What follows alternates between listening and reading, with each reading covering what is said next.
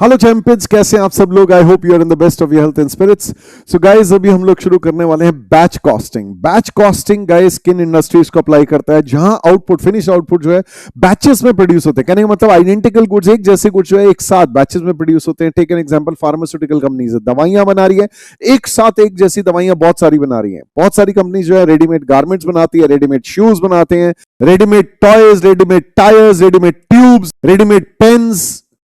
तो एक जैसे प्रोडक्ट जब एक साथ बनाते हैं तो गाइस हम लोग क्या करते हैं, हम लोग बैच कॉस्टिंग अप्लाई करते हैं। तो बैच कॉस्टिंग में क्या किया जाता है दोस्तों, हम लोग बैच कॉस्ट शीट प्रिपेयर करते हैं। हर बैच की सेपरेट कॉस्ट शीट प्रिपेयर करते हैं और उसकी हम लोग जो प्रोडक्शन कॉस्ट अलग से दिखाते हैं, एज वेल एज उसकी मैन्युफैक्चरिंग कॉस्ट अलग से दिखाते हैं। तो let us see a basic format of production cost sheet कि हम लोग उसकी सेटअप कॉस्ट को हम लोग टोटल उसमें सेटअप कॉस्ट निकालते हैं, जो भी उसकी लेबर कॉस्ट है, direct labour cost, as well as कोई प्रोडक्शन ओवरहेड्स है वो लेके, और सिमिलरली फिर आपकी कॉस्ट ऑफ प्रोडक्शन कॉस्ट जो है वो आपकी जैसे नॉर्मल कॉस्ट शीट बनती है, direct material, direct labour, direct expense, prime cost and so on, वैसे आप प्रोडक्शन कॉस्ट निकाल के उन दोनों को सम अप करके आपकी टोटल बैच आउटपुट की कॉस्ट आ जाएगी। और उस टोटल कॉस्ट को आप बैच आउटपुट से डिवाइड करके कॉस्ट पे यूनिट निकालना चाहे तो वो भी निकाल सकते हैं। Let me show you the format.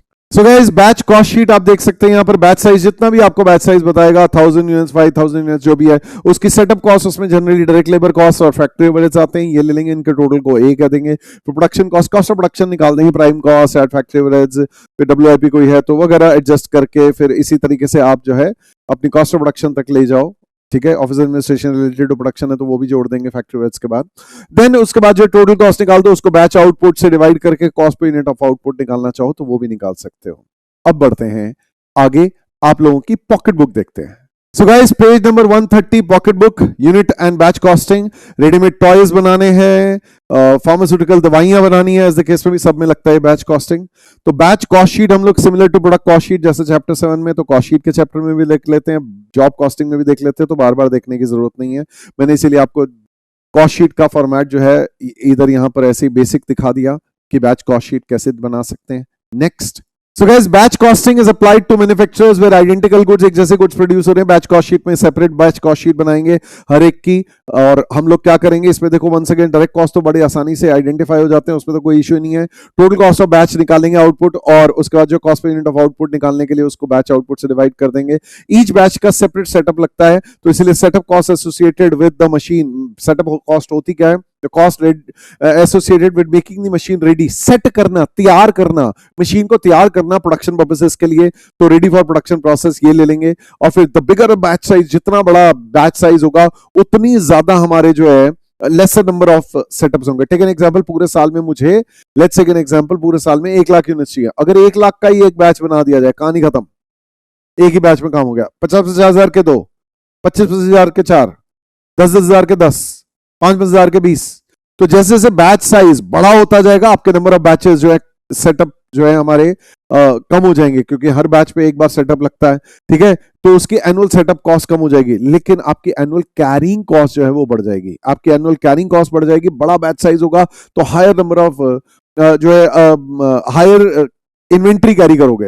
लेकिन बैच साइज अगर छोटे छोटे होंगे, स्मॉलर बैच साइज होंगे, तो आपके सेटअप जो है बढ़ जाएंगे। हर बैच, छोटे छोटे बैच का हजार के आपने क्या किया, 100 बैचेस बना दिए, तो हर एक के टाइम पे हर बार उसको मेक रेडी करना पड़ेगा, हर एक की सेटअप कॉस्ट होगी अलग से, तो सेटअप कॉस्ट अलग से होगी, तो वो सेटअप कॉस्ट बढ़ती जाएगी। अल्टीमेटली हम लोग क्या करें, जितना बड़ा बैच साइज उतने number of setups come, setup cost जो है कम, लेकिन कैरिंग कॉस्ट ज्यादा।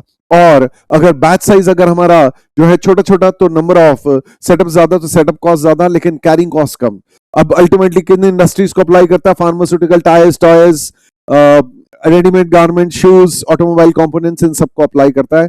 फिर हम लोग पढ़ते हैं इकोनॉमिक बैच क्वांटिटी, इसके लिए हम लोग देखते हैं आपकी pocket book. So guys, here we go. Economic batch quantity कैसे निकालेंगे, √2 into A into S upon C, where A is annual demand या रिक्वायरमेंट ऑफ फिनिश गुड्स, जो भी आपने प्रोडक्ट फिनिश गुड्स जो प्रोड्यूस करके बेचने हैं उनकी annual demand of finish goods जो आपने बैचेस में प्रोड्यूस करके बेचना है, उसकी annual demand. S is setup cost per setup, and C is carrying cost per unit per annum, सीसी पुप्पा। ठीक है जी, तो हम लोग ईओक्यू में √2 into A into O upon सी लेते हैं, वहां एनुअल डिमांड रॉ मटेरियल की होती है, यहाँ एनुअल डिमांड जो हमने फिनिश गुड्स बना के बेचना है उसकी डिमांड, फिर उसमें वहां जो है ओ होता है ऑर्डरिंग कॉस्ट पर ऑर्डर, यहाँ सेटअप कॉस्ट पर सेटअप है, यहाँ वहां पर भी कैरिंग कॉस्ट पर यूनिट पर थी, वो रॉ मटेरियल की थी, यहाँ पर फिनिश गुड्स किया एज द केस में भी। नाउ एनुअल रेलिवेंट कॉस्ट जैसे वहां निकालते थे √2 into A into O into सी, इस तरीके से यहाँ पर √2 into A into S into सी, इस तरीके से आप निकाल सकते हो annual relevant cost of ordering जो भी है ऑफ प्रोड्यूसिंग ईबीक्यू। अदरवाइज आप चाहें तो इसको लंबे तरीके से भी निकाल सकते हैं। कैसे निकाल सकते हैं? A divide by EBQ number of batches हो गए, मल्टीप्लाइड बाय एस, ये एनुअल जो है सेटअप्स लग गए कि भाई ए डिवाइड बाय ईबीक्यू इतने जो है number of batches per annum into S annual setup cost. फिर कैरिंग कॉस्ट कैसे निकालेंगे? ईबीक्यू जितना मंगाते हैं उसका एवरेज हाफ कैरी करते हैं इनटू सी, ये इन दोनों का सम जो है यही आएगा एज द केस में भी। तो number of setups per annum अभी हमने देखा ए डिवाइड बाय ईबीक्यू, ये number of setups per annum हो जाएगा। एनुअल सेटअप कॉस्ट अभी हमने देखा कैसे कहा, हमने कहा A divide by EBQ into S, या फिर जैसा भी है नंबर ऑफ सेटअप्स यही A divide by EBQ into cost per setup. Then इसके बाद टाइम बिटवीन टू सेटअप्स 360 या 360 डेज या 12 months divide by number of setups per annum, ऐसे करके निकाल सकते हैं। फिर एनुअल कैरिंग कॉस्ट, भाई सिंपल सी बात है, ईबीक्यू डिवाइड बाय 2 इनटू सी, ये अभी हम लोगों ने यही वाली चीज बोली थी, ईबीक्यू डिवाइड बाय 2 इनटू सी, ऐसे एनुअल कैरिंग कॉस्ट आप निकाल लोगे। फिर उसके बाद कॉस्ट पर यूनिट अगर इन बैच निकालना हो बैच कॉस्ट शीट में, तो जो टोटल कॉस्ट आई है उसको number of units in the batch से डिवाइड करके आप कॉस्ट पर यूनिट निकाल सकते हो। फिर इसके बाद गाइस नेक्स्ट चीज आपको बोल सकता है कि यार एक बात बताओ, एक्स्ट्रा कॉस्ट कितनी खर्च होगी अगर हम ईबीक्यू नहीं बनाते, कोई और बैच साइज बनाते हैं? तो आप एक काम करना ना, एनुअल रेलिवेंट कॉस्ट कंपेयर कर लेना, किसकी? ईबीक्यू की अगेंस्ट जो भी दूसरा बैच साइज है। कहने का मतलब एक्स्ट्रा कॉस्ट पर एनम कैसे निकालोगे? Is equal to A divide by जो भी batch quantity other than EBQ है, ये नंबर ऑफ सेटअप्स हो गए, ठीक है जी, multiplied by setup cost per setup, तो ये एनुअल सेटअप कॉस्ट हो गई, और जो भी batch quantity other than EBQ divide by 2, ये एवरेज यूनिट्स कैरी करोगे इनटू सी, ये हमारी जो है annual relevant cost of that batch size which is other than EBQ. इसमें से आप माइनस कर दो क्या आपका, ये आप चाहो तो √2 into A into S into C, ऐसे कर सकते हो, या A divide by EBQ into S, ये एनुअल जो है setup cost of producing EBQ है, और ये EBQ divide by 2 into C, ये हमारी annual carrying cost of carrying जो भी है ईबीक्यू की average units. And that finishes off this chapter. I hope you are finding this chapter easy and interesting.